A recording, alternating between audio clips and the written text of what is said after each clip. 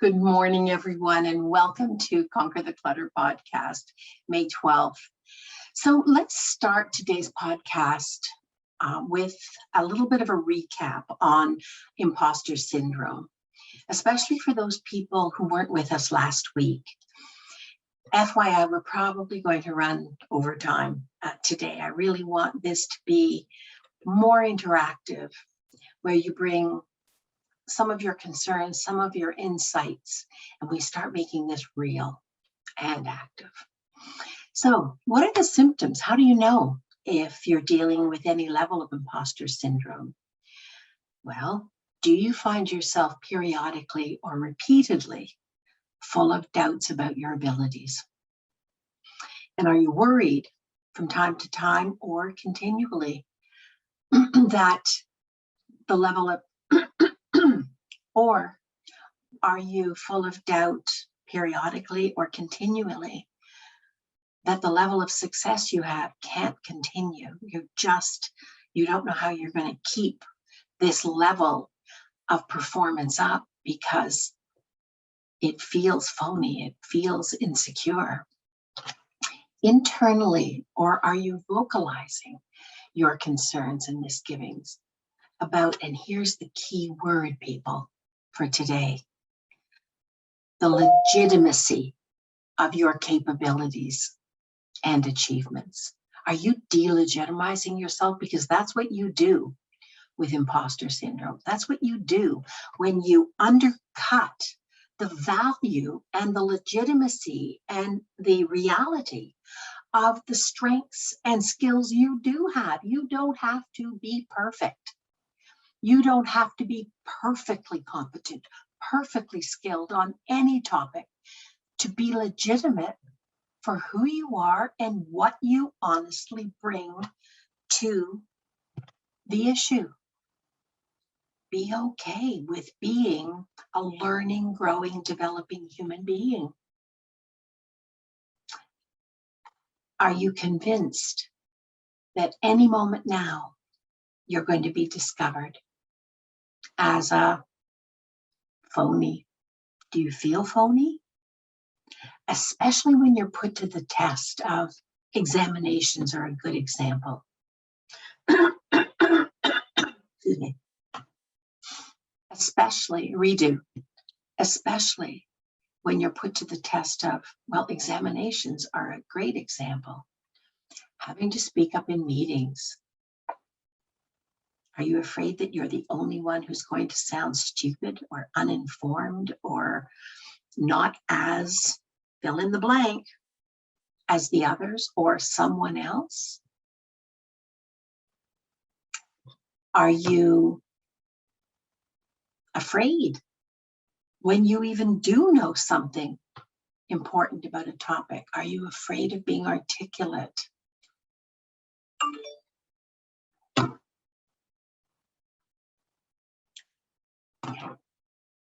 Redo.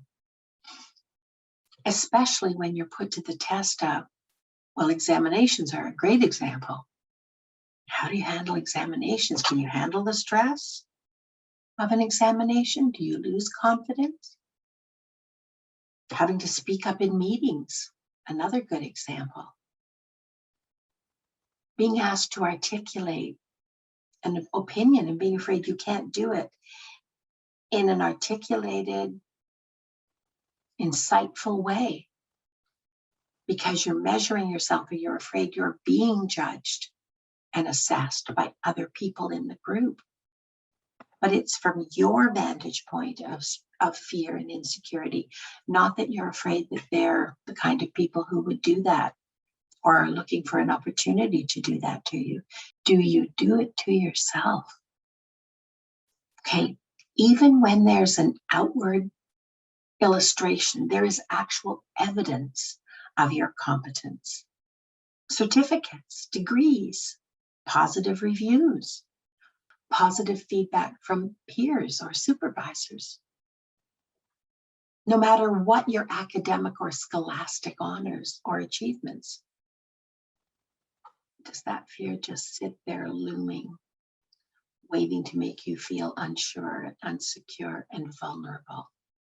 Vulnerable to being outed. Do you feel that you operate with a level of phoniness? And does that cause you fear and insecurity? It would most people. Why do it? What's the evidence that that's true? And what about those deep feelings of discomfort that whatever the benefit that you have received, whatever the award or the promotion or the acknowledgement that you've received, it's all happened by some mistake. It was a mistake. Or it was just luck. It had little or nothing to do with your capability and your efforts. Or worse yet, you believe they gave it to you because they felt sorry for you, or just because somebody liked you, or they favored you for some reason that had nothing to do with what you know and how well you work. So what does that add up to? There's only one meaning if you adopt those criteria for why you're receiving this acknowledgement. It means that your achievements were undeserved. And what does that do? Well, that's a really frightening level of randomness, doesn't it? Generating an overwhelming fear that everything is just about to fall apart, even when there is no evidence. In fact, there may be evidence to the contrary. Those were the courses that I was going to test myself against as far as rating me. Because in the moment, you could have been sick all night, but you write the exam. Then you're going to write a makeup exam. Who needs the stress? If it's not necessary and it's not your thing, there probably are ways around it. Assert yourself and recognize yourself for who you are, what your strengths are and what your strengths aren't. All right. And if achievement or getting something, meeting a goal is important to you, cut out the possible randomness of how you're going to be able to do on that exam. How about having to speak up in meetings? I'm in a room with a lot of people and we're all a team and they're looking at me and they're wondering what I think. And I'm thinking, I don't think I want to go out on that ledge because you seem so much smarter. You seem so much something than I am that I don't even give myself credit for what I do know. Right? Being asked to express an articulate, insightful opinion on the spot on some topic is enough to make people freeze. Okay. A little aside, funny stories that come back to you, okay? I used to compete in Highland dancing, and sitting in those chairs waiting to be the next heat to go up was like facing the guillotine. And it was like, okay, I gotta remember this, I gotta remember that, I gotta remember this, I gotta elevate, I go, whoa, and I got up to do a new dance that I was competing in. And there are only 3 people on the stage, so you're going to stand out, okay? There's no way around it. And I started into it, and then all of a sudden I had a complete blank. And I just continued to dance. And of course, you always get the remarks from the judges. And the judge for me knew me and said, "Good start, Elaine. What was the rest of that dance?" What dance were you doing to finish that performance? And I thought, it'll give me something to tell my grandchildren when they don't do well. Okay, I had a blank. Okay, but you know what? I had a blank. I'm not a blank. There's a difference. I want you to remember that when you don't perform your best, when you don't somehow measure up, it's a moment. It is not your identity. And it is not a tattoo or a scar you carry forever. It's a moment. Let it go. So even when there are outward there's outward evidence of competence, certificates, degrees, positive reviews, positive feedback from peers and supervisors, right up to like legitimate scholastic honors. There's a part of you that still feels a level of foaminess that causes you fear and insecurity and deep feelings of discomfort that this has happened, this success, this acknowledgement, this whatever positive has happened because of some level of mistake or luck. Or maybe it's just because somebody liked you or favored you. Heaven forbid. You didn't deserve it, but they gave it to you anyway because of. All right? Okay. What that means, though, when you boil it all down, is that your bottom line is that this achievement is undeserved. This generates in people an overwhelming fear that everything is random and everything is just about to fall apart, right? And you just don't take the time to look at what is the evidence behind the positive feedback you've had. So you ask yourself, is anyone exempt? The researchers who did this study of high functioning postgraduate student, mostly women, are Pauline, if you're interested, Clancy, C-L-A-N-C-E-Y, and Suzanne Imes, I-M-E-S. And they found that approximately 70% of people, especially women, even highly trained ones, all right? You don't have to be particularly well educated. You can just be highly trained, all right? And that's equal. Unfortunately, at some point, or unfortunately, longer term, have felt a degree of imposter syndrome. So here's a little set of boxes I want you to put the question, then put a little tick beside it if it's true. Are you someone who likes to go it alone? Do you feel or even just firmly want things done exactly your way? Do you have a hard time sharing credit? Do you give it all away? Do you own any of it? Or are you that person who had to do it alone because you couldn't share credit for completing the task? It's all or nothing. Either I get all the credit because I did the whole job and then there's no question in my mind, or there is credit, but you know what? I'm just sure their contribution is the reason, more of the reason that it was highly appreciated. Do you mistake this needing to do things alone, your own way, for independence? It's not. How is it possible then, if you're independent or someone is independent, you in this case, that they or you might need help? Or forget need help, even benefit. The project might benefit from help. If you did need help, even temporarily, could you ask? If it was offered, could you accept it? Do you have to, oh man, the number of you who have told me this is true, I want to see some hands go up. I want to see some people go, oh yeah, that's me.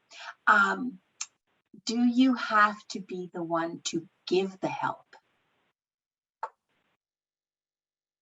Looking back, okay, how many times has your unwillingness or inability to ask for help affected the quality or the speed of the project's outcome, whatever it was? Doesn't have to be world peace. It can be little things every day that you undermine yourself with. Do you consider asking for help or needing help? And if you did, would that be a sign of failure or inadequacy? If you can't do it well enough alone, independently, and you recognize that to yourself, this is not a one-man job, all right?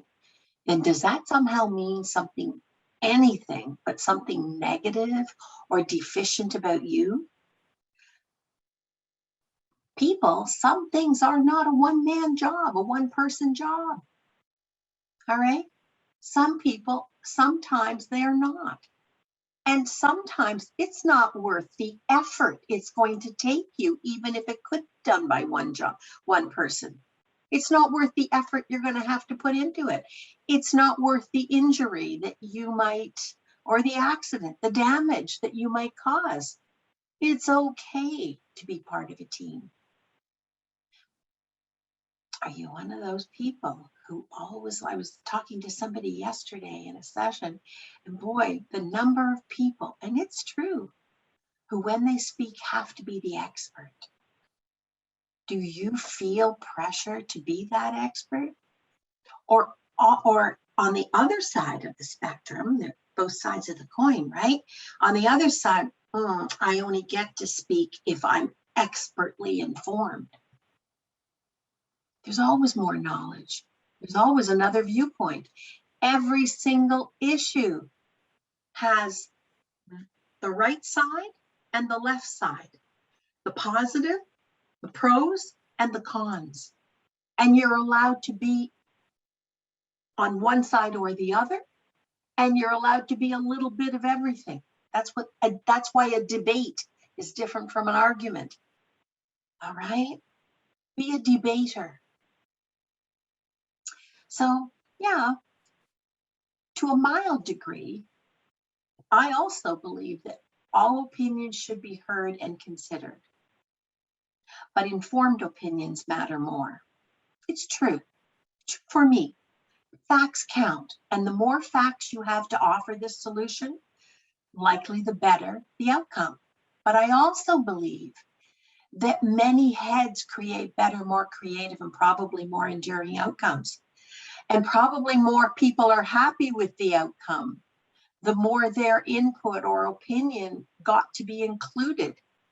It doesn't lower the value of the project because it's not precisely correct the way you would have been comfortable with it or the way you would have done it if it was alone.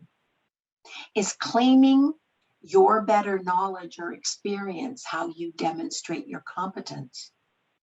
What's that? If that's true, and there are some people who do that, all right, use that as a measure, for instance. Well, what is that doing to your personal and social relationships? Do you find that when you start to speak, people look away because they know the expert's coming? All right. What's the cost of having to be so precise and so perfect? And so always ready with the correct answer. What's wrong with good enough? What's wrong with being part of the debate rather than the expert who gets up to mark everybody else's answer or opinion, even if you only do it in the back of your head? Is always having to be right or have the right answer? All right. Is that a way to demonstrate, not just to demonstrate outwardly, but to validate yourself as worthy, as worth something? And again, that doesn't have to be all or nothing. To what degree might you be doing that and undermining your sense of worth? Because your sense of worth is the thing, and I'm not talking about conceit or arrogance. When you accept yourself, flaws and all, inadequacies and all, vulnerabilities and all, you get really brave. All right? It gives you courage to take a chance, to do something it only turns out partially okay. It gives you the courage to keep trying. Because when you stop trying and you hide in the wings, it's done. Your ship has sailed because you might have succeeded better or got the outcome that you wanted and needed on the next try.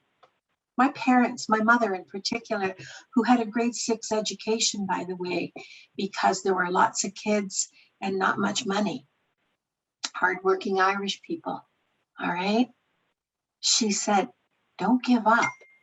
Never give up. Take a rest because your next try might nail it. And I pass that on to you for whatever use you need to make of that today or in the challenges that bring you to this podcast. How does it feel when you don't know the answer? Internally. Are you okay? Do you get curious?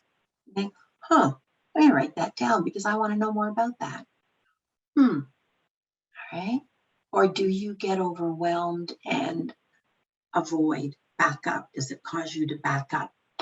Do you even, I know a few people that I work with who sadly feel they don't get an opinion if it isn't authoritative because they feel obliged to know the answer to everything, or they don't get to even ask questions because even by asking questions, it will show how ignorant and uninformed they are. How sad. How are you going to learn other than often putting your foot in your mouth and having somebody say, actually, that's not accurate. There's this information if you're curious. Do you blame yourself, even silently inside, if you can't come up with an authoritative offering on any topic? Do you label yourself inside here something negative because you don't feel the most equally competent, informed, quick thinking? I have news for you. Some people are on the spot thinkers, and some people are reflectors and considerers. And those two identities are both valid. Be who you are unapologetically. If you are not the quickest thinker, quickest talker, the wittiest, the whatever, all right, be who you are and don't apologize. It's a legit, this world needs both types, all right? Whatever you are, be it, and try to be as good as you possibly can today. Tomorrow may bring more information, it may bring more courage, it may bring more insight, it may bring more allies, all right? Or it may be a headline in the newspaper. Ontario is now abandoning AstraZeneca, okay? Because of, this was a mystery, an upswing in blood clots. Somebody wasn't reading the news for the last three months, 3 years, whatever that period of time was, okay? There's always new information or a new viewpoint. Are you able to accept that there's always someone? This makes you brave too. And you want to know those people. You want to listen to those people. You want to follow up on anything that's interesting. There's always someone who knows more, and there's always somebody who does better. No matter if you are a Pulitzer Prize winner, all right, you won't be the Pulitzer Prize winner next year. Somebody else will. There's always somebody, and that's okay. That's okay. But for most things, I want to reintroduce you to a concept we've talked about before. Good enough is all together now. Good enough. There was some lips I didn't see moving there. Come on, people. Good enough is good enough. All right. Okay. And getting that project done, finished, finishing the job is equally important to that extra little luster you could have put on it by it being just that slight bit better or slight bit more ideal. Getting it done counts equally. Depending on how many jobs are hanging in the wings waiting to be done, it might even count more. All right, let it be. Not all jobs are equally important. And the job that continues to be undone just gained priority.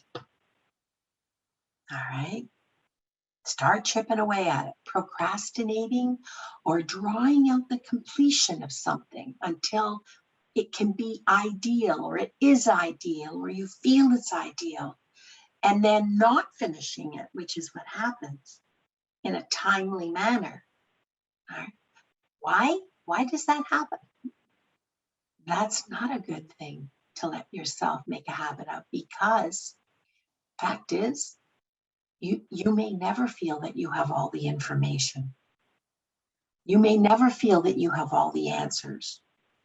There might actually be a legitimate way to improve it. It's finished.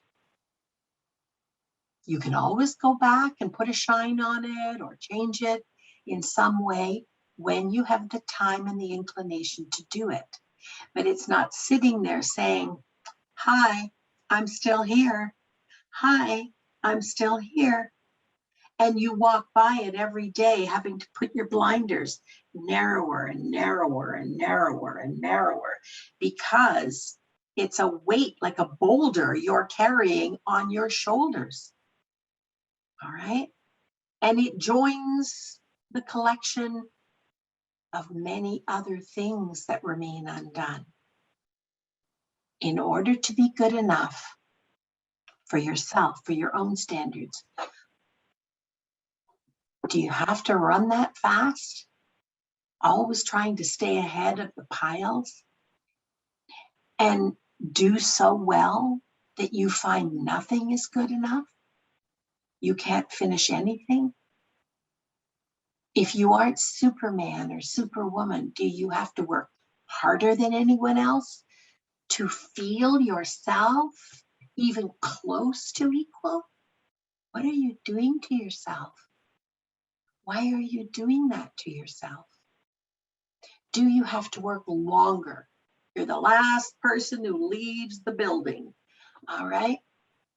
In order to prove yourself? What kind of a trap is that? Do you leave time and space and energy, focus, joy, fun, play, meaning for your personal life or for the other people who are most important to you in your life? Who, if something happened to you, the people I'm talking about, do you leave time for them as well? And energy? Or are you like a dead lump of clay by the time you get to them? These are the people who, when something happens to you, their lives are forever changed. Are you running so fast, especially proving yourself and endearing yourself to others by doing favors that you can't accept in return, and offering your energy, your life force that you don't give yourself? You don't give yourself an equal portion of energy and preservation of your life force? And you certainly don't find that you've got, by the time you do this, that you've got much left over for your own life. What about your goals? What's the point in having them if they're always going to be on the shelf? And your goals express your needs. Are you telling me, after all the talks we've had, that your needs are not important? They're not even equally important to the other responsibilities? Can that be true? Have you spent everything you have and come down to your own life spent and in an overdraft reality? Are you on overdraft for your own life? Ask yourself that. Have you ever asked yourself what you're trying to prove and who you're trying to prove it to? Have you ever done that?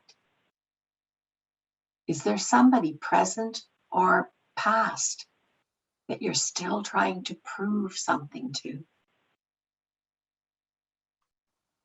All right.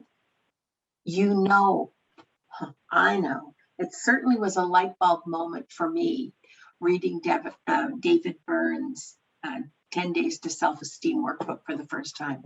And I work with this sometimes with my clients. And he starts off by asking what really articulated something that was rolling around in my mind, but he was smarter than I was. What can I tell you? All right. And I just couldn't put it into words. I couldn't synthesize it into something I could really grasp.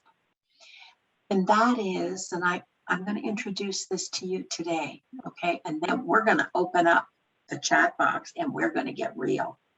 All right, and that was, are you prepared to pay the price for happiness? Are you prepared to pay that price? Because there is a price, right? There's a price to whatever you do, whether it's a good choice or whether it's a poor choice, all right?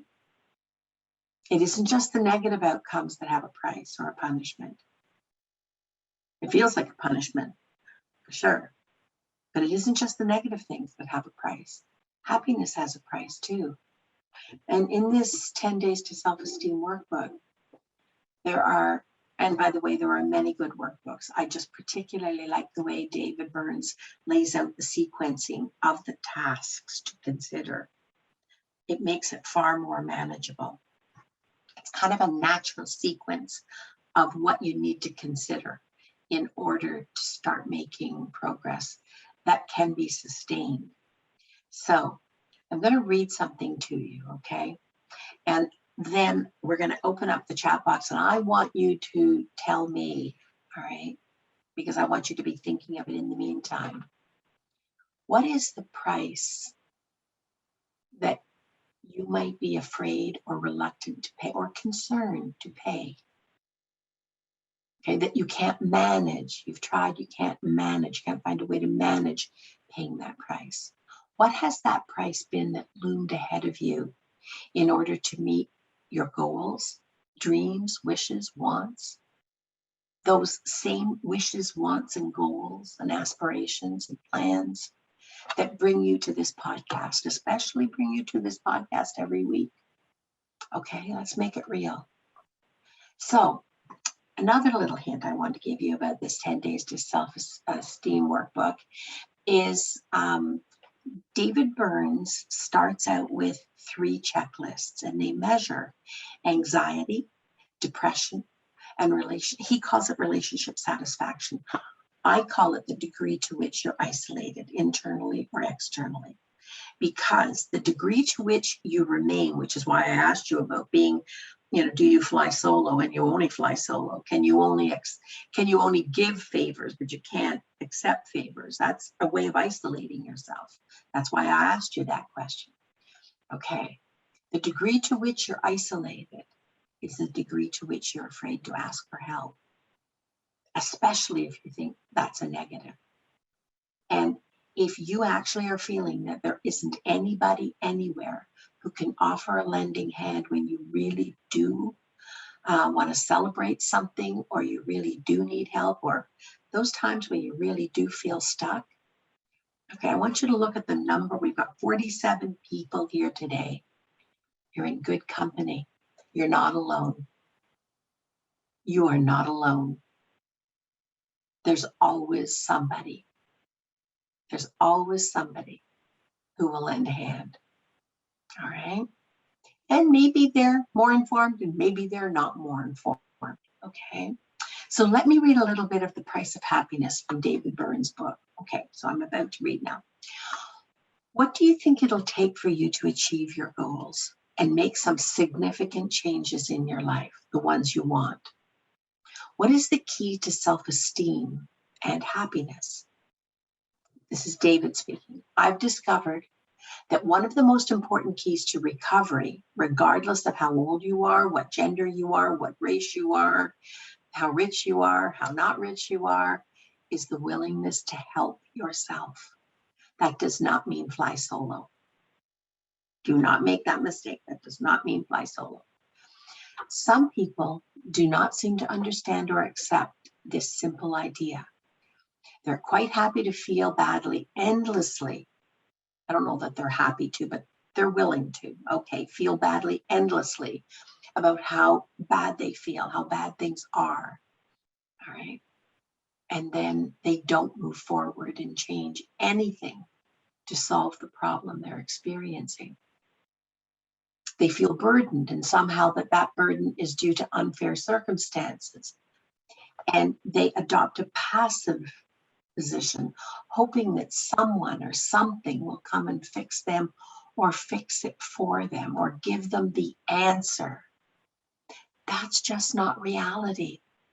Sadly, that almost, well, in my opinion, it never happens, and you really want to watch out for the people who tell you they have an answer to your life, okay? There's going to be a price tag, and it isn't necessarily going to be money. And it certainly down the road isn't going to be something you are going to be glad you paid. All right, so antenna up, folks. Okay, years later, they're still there feeling unhappy, waiting for the magic thing. That seminal theme they're looking forward to making the change, that thing that they think is the key. Okay, they're waiting for it to arrive. They're waiting for themselves to learn it or magically discover whatever it is that's going to make their lives better. Of course, adopting that passive approach to personal growth has sometimes been reinforced by many other mental health professionals and certainly the media. And the example David Burns gives is a really good one. All right, so look at the media and how psychotherapy, well, maybe even in reality, psychotherapy might be portrayed in popular books and movies, all right? Or previous experiences, lying on a couch and saying whatever comes to your mind while some kindly psychotherapist listens, nods knowingly from time to time. All right. After years and years, something wonderful is supposed to happen. Although a warm and caring relationship, and I want to take a little aside here, I do believe that every person living with hoarding needs a Jessie. And that to me is just the title of that relationship where that person can say something to you that you don't want to hear. You may not agree, but you will at least consider it. And they're also willing, without being a bossy boots, to replay those criteria that I've told you are so important for you to have set in your mind for what makes something a 1, 2, 3. Can't imagine life without it. It's staying no matter what. 7, 8, 9, 10. What's that silly thing still doing here? I thought I'd gotten rid of it before. Or, what, are you still here? Or, if something's got to go, it sure isn't going to be the 1, 2, 3. It's going to be one of you. This is the internal dialogue you're having in your head. And then you dance with the 4, 5, 6s, but you dance with the 4, 5, 6s because you have preset criteria. What makes something a 1, 2, 3? It isn't just you open it up and say, oh, I love that, I remember. You come to it with a really clear mind about, okay, to qualify for the final heat in the Olympics of my sorting process, what are the criteria for you to qualify for? I can't imagine life without it. No, it's staying. And what are the criteria for, what's that silly thing still doing here? Yeah, no, and the trade-off of life, that has to go because none of that is going. All right, you have that clear, and it represents truly who you are. don't want to knock over another coffee cup today.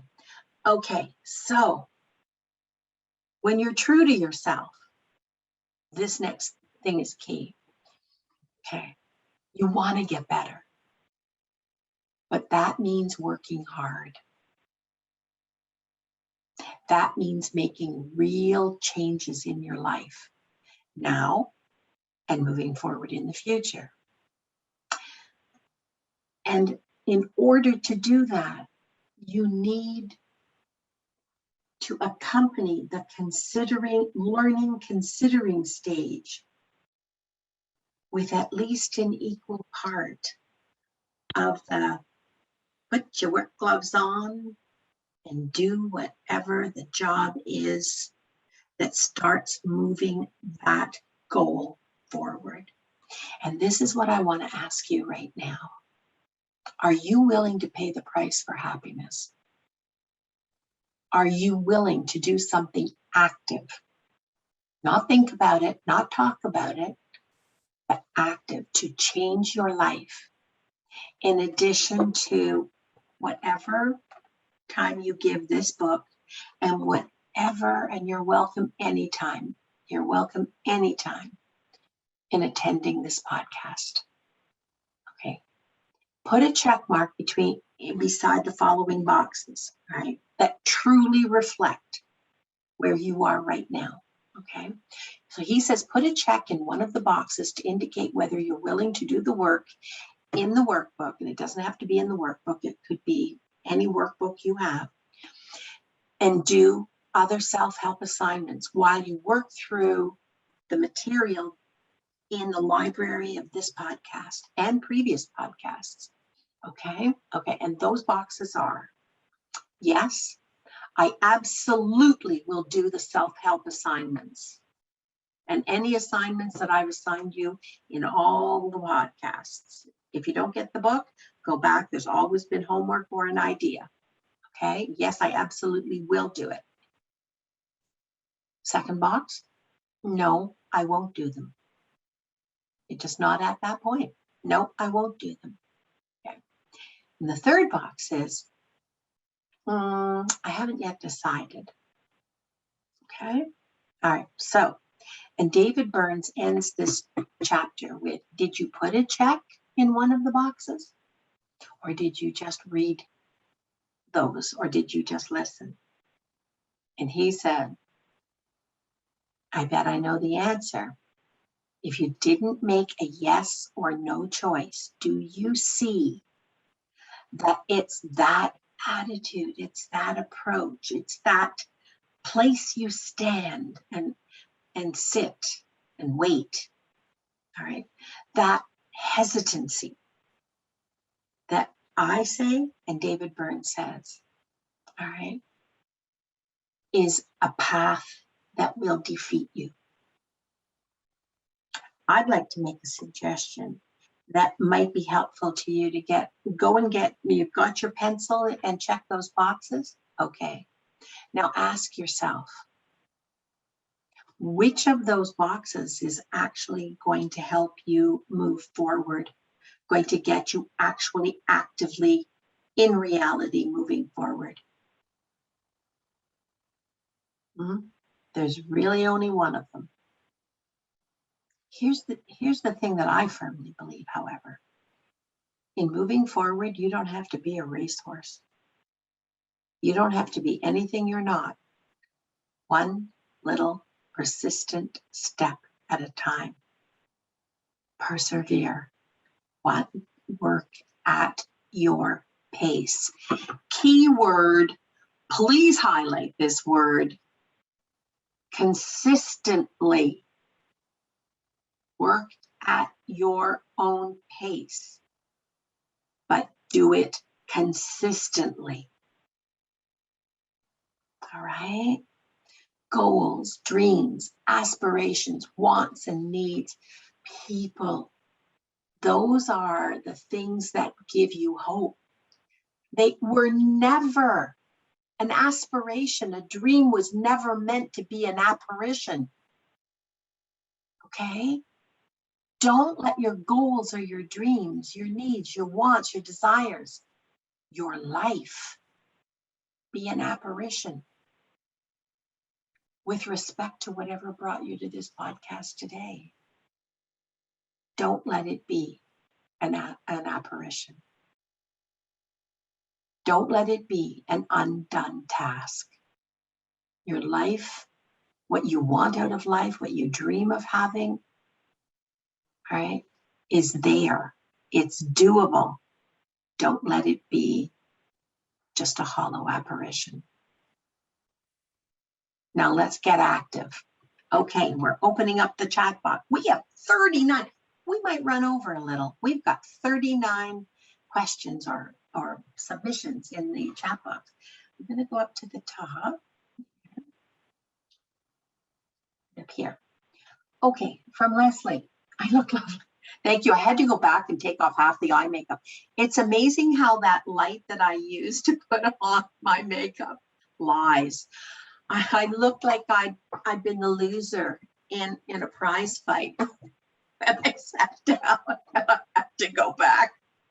Oh, come on. Yeah, okay, then. Remember, I'm going to put a little sign above my makeup table. The light lies. Less is more. Thank you, Leslie. Okay, what was the spelling of the books? Oh, Alibris. The bookstore name is, and it's online, right? A-L-I-B-R-I-S, Alibris. There might be an extra I in there, but for sure it's Alibris, and it starts with an A. All right, I type it, and it's great. It's great for any book that you're not going to, you just need, and you don't want to spend a fortune. I don't see the record light. Don't tell me you don't see the record light. I hit the record light. I did hit it. Record light. Well, wouldn't that be a disaster? Okay. Oh well, we'll see. Okay. Yeah, Lynn. She's right. I'm right. A-L-I-B-R-I-S. Yes, Lynn. Thank you. .com. Okay. Silver says, good morning. Meredith says, please name the book. Well, this book is 10 Days to Self-Esteem. All right. I think it's a really hokey name because it takes a whole lot longer than 10 days to build to self-esteem, but I'm sure that was his editor. This is a smart guy who does a whole series. He's a psychiatrist in San Francisco, I think. He does a whole series on feeling good, and he works heavily with depression, anxiety, and he was kind enough. This guy's a real personality. He's a real expert, and he was kind enough to be volunteer to be a guest speaker on my radio show when I did a radio show for Voice America. All right, he's humble, and he's really sincere about making real efforts to make real change for real people. Okay. You can search for new and used books from various sources at, so Sarah offers bookfinder.com. The website sorts the price. Okay. And Joseph says, good morning, everyone. Happy webcast. Happy Wednesday. It might be, no, it is an AS. I know that. It's A-L-I-B-R-I-A-S, alibrisbooks.com. Yeah. Okay. I don't understand this one, Leslie. Try auditioning for the symphony on the stage of the Symphony Hall. Oh, is that what you did? Oh, well done. I don't care whether you made it or not. That takes guts. That takes guts. One of the things, I'm going to take a little aside again too and kind of share a short story with you. So my daughter has a really great singing voice. And there's one woman in every generation on my husband's side, not our side, that has like a fabulous voice. And she has a really great voice. And she wanted to be an actress, but her body type, sadly, at the time, was not, you know, type. So, but she decided she was going to do it seriously. And so she went to England. She applied to RADA, Royal Academy of Dramatic Art, because this is a girl, if she's going to do anything, she's going to do it top drawer, without killing herself, but it took guts. Anyway, like 2,000 people a year apply, and they pick 20. And she made it into the 200 heat. They cut them down by a certain, but here's what I want you to know. The thing I am the proudest of her, well, other than defeating cancer, the thing that I am the proudest of her for, and that I am in awe of my own daughter, is that she sat outside, they do it one at a time, the audition room, okay, for auditioning both voice and acting. And she didn't run like a sheep, because I'll tell you, I cannot imagine the stress. My little experience waiting with, in groups of 3 to go up and dance on a stage in front of an audience and a judge, nothing in comparison. Nothing in comparison. And no, she wasn't one of the final 20, but she made it to the 200. And it was the courage and the determination and facing fear. She had to be so fearful, sitting outside that, because they sit one alone. They don't sit like you see them in the movies, a whole bunch of them, right, sitting in a room.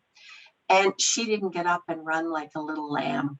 That's an image of her that just, there's nothing I can imagine, facing your own fears and wanting something so badly that, yeah. So all of you, when you sit alone and you're facing your fears and you want something, don't give up. Face it down. Face it down. Okay. Okay, it said, who's this now, Leslie? Your executive functioning malfunction. Breathe and let go of as much. Yes. Yes, your anxiety as you can. Just let go of it. Just let go of it. I cannot see the previous sentences. Why? I don't know, Miriam. I don't know. 10 Days to Self-Esteem by David D. Burns, MD. Right, scroll bar to the right. All right. I made the list of strengths, printed it out, and put it up on my bathroom mirror. Across the top, always operate, yes, good for you, Leslie. Always operate from a position of strength or from your strengths. You may not feel like you have a position at the time. It may be a little shaky, but it's your strength, okay? Not a position of fear. It's absolutely true. It has changed my life. I'm happy to hear that it's useful to you. Sarah, the world needs more reflective thinkers. Yes, they do. Yes, it's a very, very important skill to have, Leslie. I have clutter because I'm too busy trying to find the right way to declutter and organize the clutter. That is how many people here have been in that position? I have an office right now that I just redid, and yesterday I looked at some of the papers and I went, I'm overwhelmed. I'm overwhelmed. And then I said to myself, one paper at a time, Elaine, take your own advice. One at a time. Pick one up and resolve it. One at a time. And we're about halfway there. Okay. And Leslie says, join the club. Sarah says, and the perfect day. Yes. And the perfect time. This hits pretty much of the mark. This is Leanne. Okay, Leanne. Next week, we're going to start talking about and how to start unraveling this trap. This is like a net that we throw over ourselves. How do we start unraveling those cords that are binding us. Now I'm embracing minimalism. Okay, so Tricia, try to go to the mid-ground, okay? Try to go to the mid-ground as your first landing spot. Try not to go to the other extreme. Nothing wrong with the Kondo method, except for an individual who has a vulnerability to clutter, all right, or to hoard to some degree, because there are too many parts about minimalism as described in the Kondo method for people who have different vulnerabilities that mimic rituals, all right? And rituals are about soothing obsessions and compulsions. And so if there's any compulsiveness in the reason that you have clutter, try to go to the mid-ground, good enough, and rest there. Get comfortable with the mid-ground.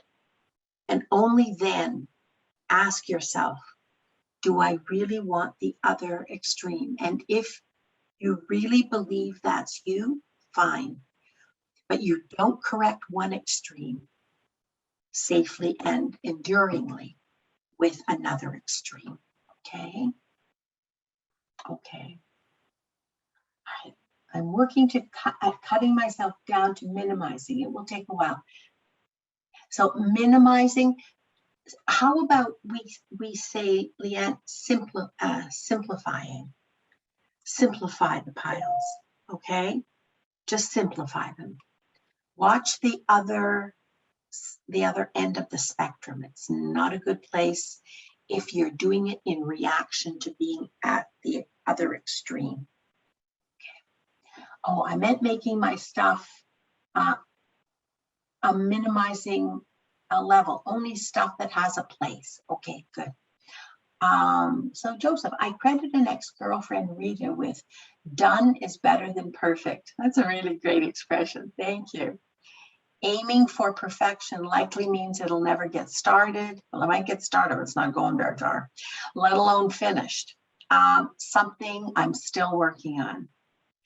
Don't let, and Leslie says, don't let perfection be an enemy of the possible. That's true too. Sarah, me too. We're going in the right direction. Good. Silver. Why the fear to be seen as a hoarder, the fear to be discovered, to the point of staying away and keeping people that could be or are potential real friends? That's one of the things that shame does, right? When you feel like a failure, when you personalize that as opposed to, this is where I am right now. Yep, I did create this. This is where I am right now because of circumstances and things that overwhelmed me. But I will choose a trustworthy friend. Not everybody is meant to be your Jessie, all right? And the criteria for Jessie is they have to have a genuine like and respect for people. They have to have a firm grasp on the fact that they don't have answers for anyone. They have to respect you enough that when you've done the work of setting your criteria for something, to be a 1, 2, 3, to be a 7, 8, 9, 10, that they will remind you, they will challenge you appropriately, compassionately, firmly, based on your own criteria, not their opinions and judgments. And then they're prepared to also help with the actual work. It isn't just a psychological exercise for them. Okay. Okay.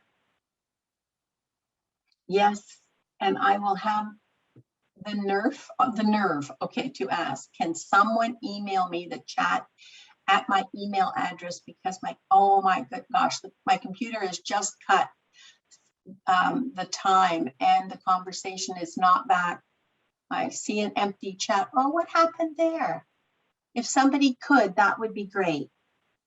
Okay, where are we? Erasable pens are useful for doing workbooks. Who knew? You live and you learn. Yes, I will do the self-help workbook. I might not buy that one. That's okay. Whatever fits for you.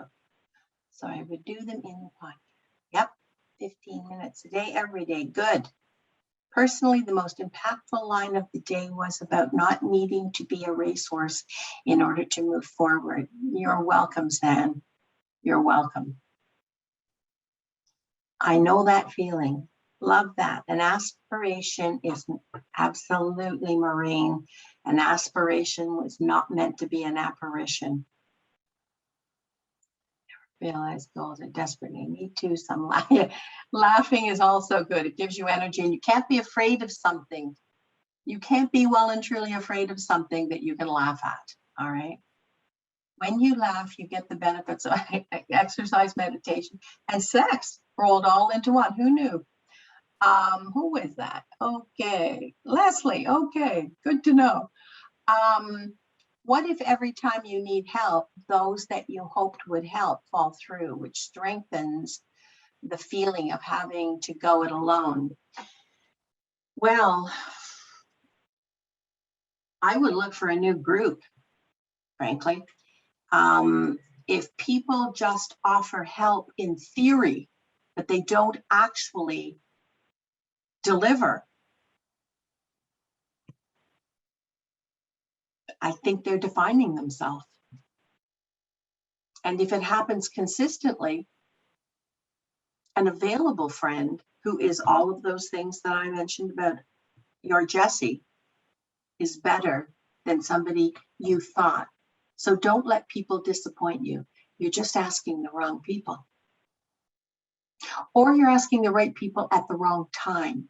They don't have it right then. All right. All right.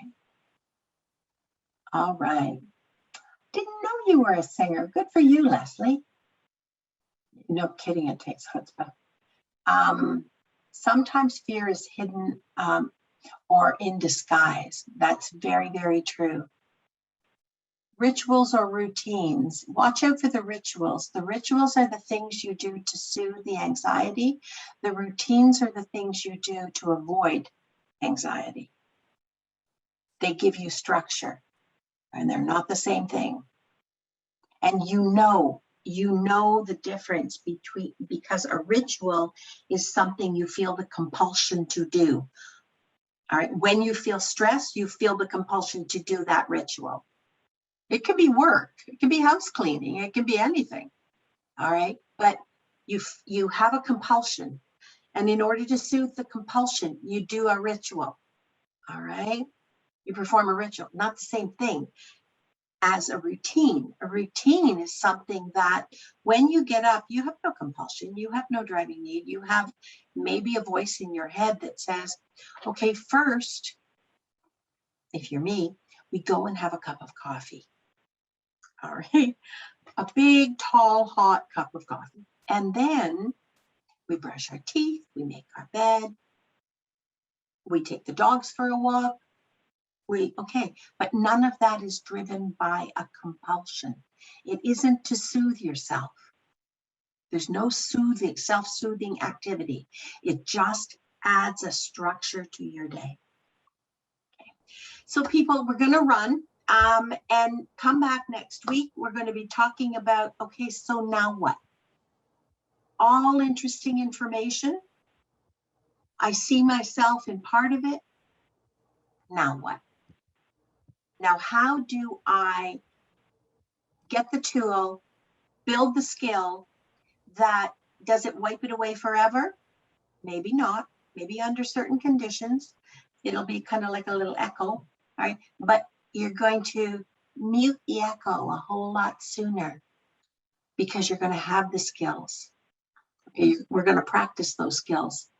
If you're alive and breathing, you're real. You are not an imposter. Your homework, should you choose to accept it, all right, is I want every one of you to come next week with a list of what are not your strengths and what are your strengths, personally and practically. So if, like some people out there, you make guitars, that's a skill. All right. What's a strength? Skills and strengths, not skills, and vulnerabilities. So that you'll have 4 columns. And it doesn't have to be every single one of each. All right. It just has to, if you can make it the biggies, the ones that interfere the most. Okay. Good. Take care, and I will see you next week. It's always a joy seeing you folks. Thank Bye you. now. Bye.